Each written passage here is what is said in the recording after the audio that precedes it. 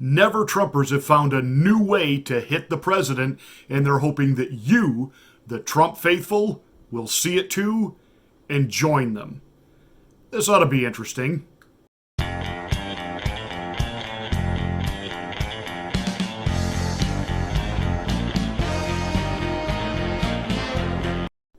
Hey, don't forget to subscribe to this channel. Make sure you smack the bell to get notification of my rants.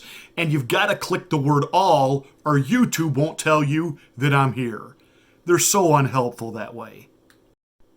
Before I jump in, let me just say how sad we are today to learn of the demise of the Bernie Sanders campaign. Yes, the old socialist commissar finds that not only are his presidential aspirations over, that he was basically beaten by a guy with dementia, but his political career is over. I mean, he's what, close to 80 years old. He had a heart attack, and you know he's a broken record. He just says the same thing over and over. You know, I used to refer to Sean Hannity as five-line Hannity. He says the same five things over and over and over throughout every telecast. Well, Bernie Sanders is basically three. Medicare for all and free college, free, and we've got to tax the billionaires. Now, there's been modification on that. For years, the old grifter used to talk about we have to tax the millionaires and billionaires. But once the grifter himself became a millionaire, well, then out there on the campaign stump, it became, we got to tax these billionaires. They just don't need all that money. In fact, my wife and I need that money. We need another house. She's not being allowed to scam any more money from the university to fire her. I really am going to miss being able to do my Bernie impressions. That's kind of a downside. But the commissar is out, but he's also over politically. What's he going to run for? Who would possibly, at this point, vote for him? He has lost all of his political clout that he once had. The novelty has worn off. He got trounced. And that's it. It's over. Bernie Bros can join the Yang Gang and go off and cry somewhere. And all these celebrities and even the rising rock stars within the DNC like AOC, that gave their endorsement. It's kind of like premature. Well, you know what I'm talking about. It's over. It's done. And see you, Bernie. That said, the National Review, a publication not known for its love of President Donald Trump. In fact, they really don't like Donald Trump. They're a bunch of never Trump snobs who really hate the president immensely. They have never liked him. They have constantly trying to find people to run against him. And they were initially behind, several years ago, pushing Mitt Romney out there to give his famous why Trump is not fit to be the Republican nominee speech. And it's just been a hate relationship since then. Well, the National Review has released an article, which I read, citing that Sweden, an advanced Western-style country, technologically adept, middle class, affluent, certainly not a country out of the Stone Age. They're not living in squalor. They have a decent standard of living, and yeah, they're pretty socialist ideals in how they handle and approach life and paying for things in general. But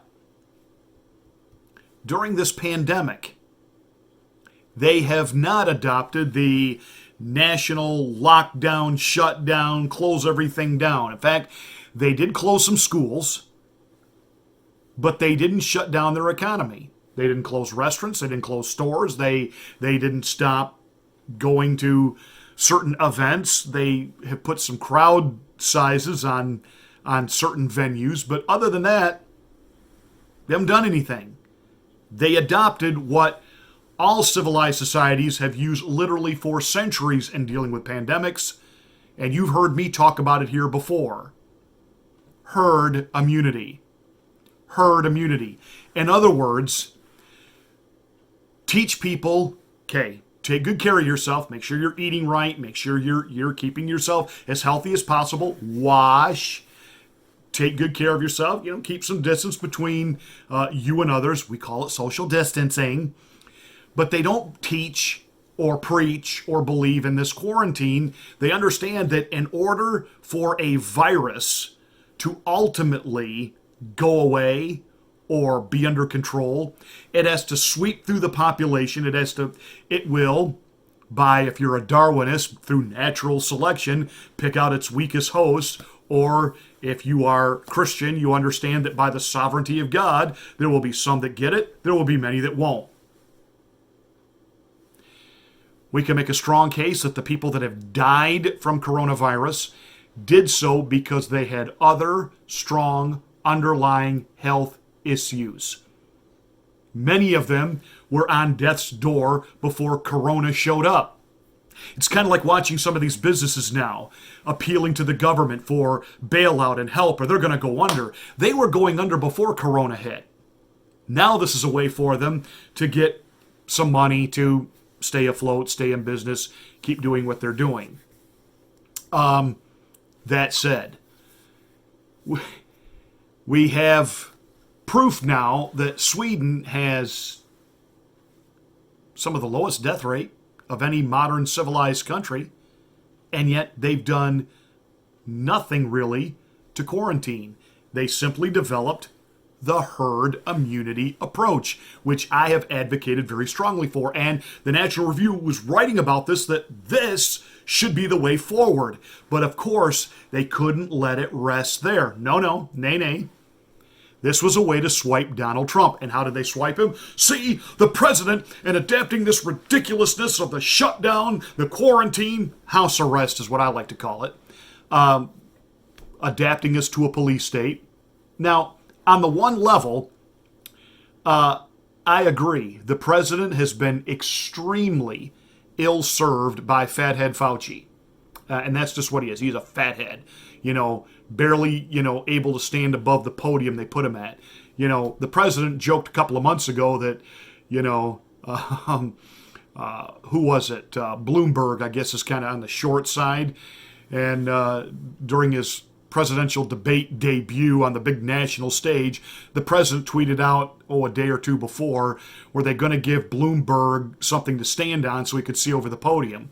Well, they really ought to get something for Dr. Fauci because he looks ridiculous. He's barely above the line of the podium, and the microphone is like right here between his eyes. It's sad and it's funny at the same time. I don't like Fauci. You know that.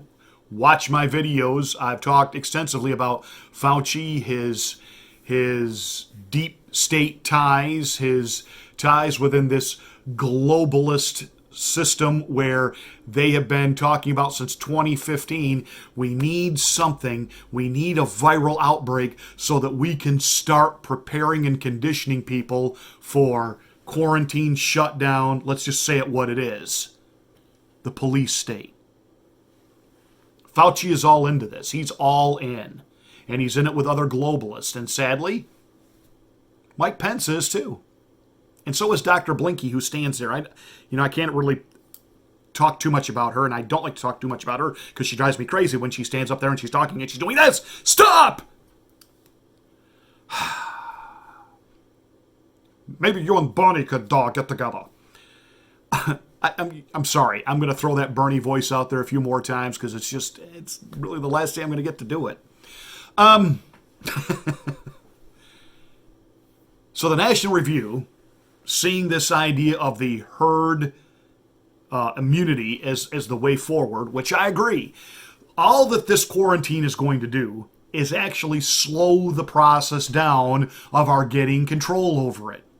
Because again, whether you want to call it natural selection or the sovereignty of God, as it sweeps through the populace, those who are healthy will remain healthy, and they will really develop an immunity for it. And it's obvious. and the CDC and these so-called health experts are not talking about, it's painfully obvious that a vast number of people are immune to it. They have an immunity system which is strong, can fight through it. That's why nearly 50% of the people, they're saying it's 25, which means it's 50. 50% of the people are asymptomatic, which means they might have it and they don't even have a clue that they have it. And I keep going back to this over and over and over and over and over. How many people have had it and over it and didn't even know they had it? So Fauci, the fathead, who's had to admit now, you know what? It isn't going to be 200,000 deaths. It's going to be maybe 80,000. So he's already backing off the numbers. He's even saying, hey, I think by fall we'll be able to open the schools. Why not open them now? See, we'll leave the globalist stuff aside for just a moment. He's one of those doom and gloom guys that they always get the benefit of being right, even when they're wrong. Because, see, they have all these projections. This many people are going to get it. This many people are going to die. And so they put everybody into a panic hysteria. We do a shutdown, a clampdown, and that's it. Nobody can go anywhere. And then when the numbers don't even come anywhere near close to what they were projecting, then they get to take a victory lap and say, see, because you did what I said. I told you. Fathead Fauci's on a power trip. And some of you were saying, yeah, but the president knows. The president knows. I would like to know then what the president's strategy is here and why even he's now talking about, hey, in the next 48 weeks, we can start getting the economy moving again. 4 to 8 weeks? Really? Are you kidding me? How about get it going now? But the National Review, in talking about this herd immunization, and this is the policy forward, of course they're using this now to bash Trump. You know, he's part of this hysteria, and they're saying the reason he's part of it is because he's too stupid to know that his doctors and these health leaders are idiots and they're lying and they're globalists, et cetera, et cetera, et cetera, et cetera, et cetera, et cetera, et cetera.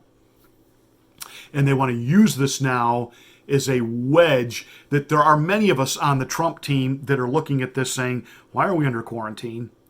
Why am I being conditioned to live in a police state? Why is my president not stopping this? And see, the National Review, they're looking around because a lot of them are globalist as well. They were under that Bush ideology that we will rule the world. They're saying, hey, this is a way to pull some Trump supporters away from him over the way he's handled this. Don't fall for it. Yes, I agree. What they're doing in Sweden and Japan, by the way, take a look at it, read the articles. Herd immunity. Herd immunity. It is the way forward. It is always the way we have dealt with plagues and outbreaks. But the president is being ill-served. And some of you that come on my channel and you want to make your comments, President, what he's doing and this and that, he's giving them time to hang themselves. Number one, we don't have that kind of time. Number two, I don't want the president to start thinking pragmatically and that, well, while we're in this shutdown, I can grab some more stimulus money and we can do this, we can do that, and we can... Mr. President, stop. Please stop. Put the country back to work. The economy will then take care of itself. Please, Mr. President. Please. Trump supporters, the best thing you can do right now is absolutely barrage the White House switchboard and email with, Mr. President, please stop listening to Fauci. Go with your initial gut instinct a month ago of reopening things. You wanted to do it at Easter? Do it now. Do it now. Do it now. Do it now. And don't let the never-Trumpers separate him from his base. But the president still needs to know his base, we're pretty pissed because we see through this and we see it for the deep state takeover that it is. Again, thanks for watching. Make sure you give us a thumbs up and a like. Spread this video to your social media platforms. Make sure you've smacked the bell to get notification of my rants after you've clicked the word all.